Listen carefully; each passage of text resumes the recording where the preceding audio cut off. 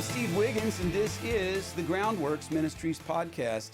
Today we're reading from the book of Luke, chapter 3. Let's focus on verses 3 through 7. John went into all the vicinity of the Jordan, preaching an immersion of repentance for the forgiveness of sins. As it is written in the book of the words of the prophet Isaiah, a voice of one crying out in the wilderness, "Prepare the way for the Lord, make his path straight." Every valley will be filled, and every mountain and hill will be made low. The crooked will become straight, the rough ways smooth, and everyone will see the salvation of God. And then he said to the crowds who came out to be immersed by him, "Brood of vipers, who warned you to flee from the coming wrath?" Now, the content of today's passage could be the source of, many books.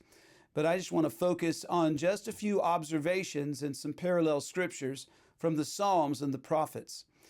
First, John was not preaching salvation by baptism. He was simply stating the obvious. If a person humbly turns from their sin, the Lord will forgive them.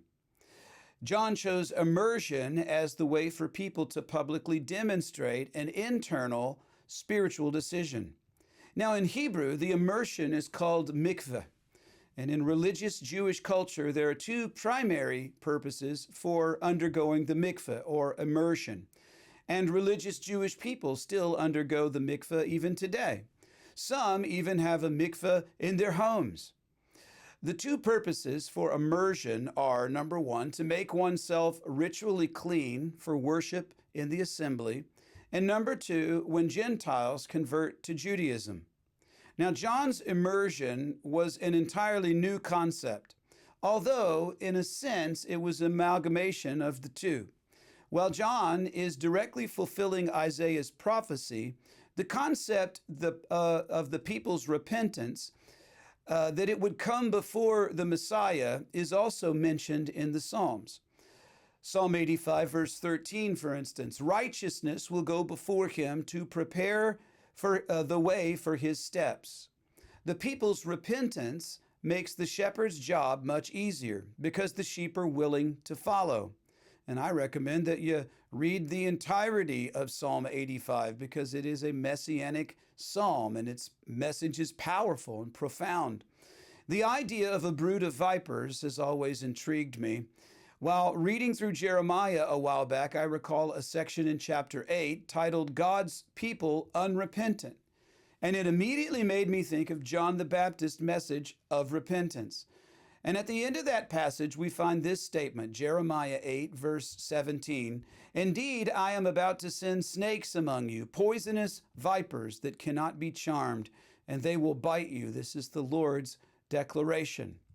So in the short term, Jeremiah was speaking of a conquering enemy, but in the greater prophetic reach, perhaps, the combination of repentance and vipers is uncanny when it comes to John's message.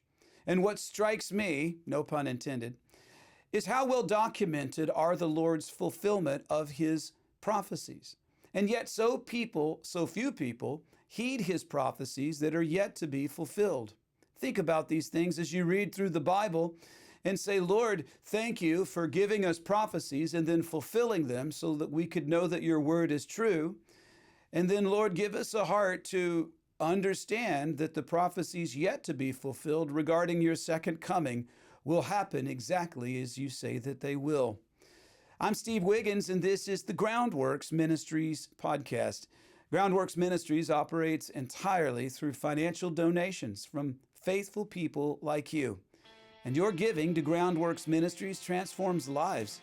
Would you consider making a donation to Groundworks Ministries today? Because we need your monthly support now, more than ever. Donating is secure and it's easy at our website, groundworksministries.com. You know, another way to help is to tell people about Groundworks Ministries. Share these podcasts with friends and family and on your social media. And of course, you can always direct folks to our website, groundworksministries.com.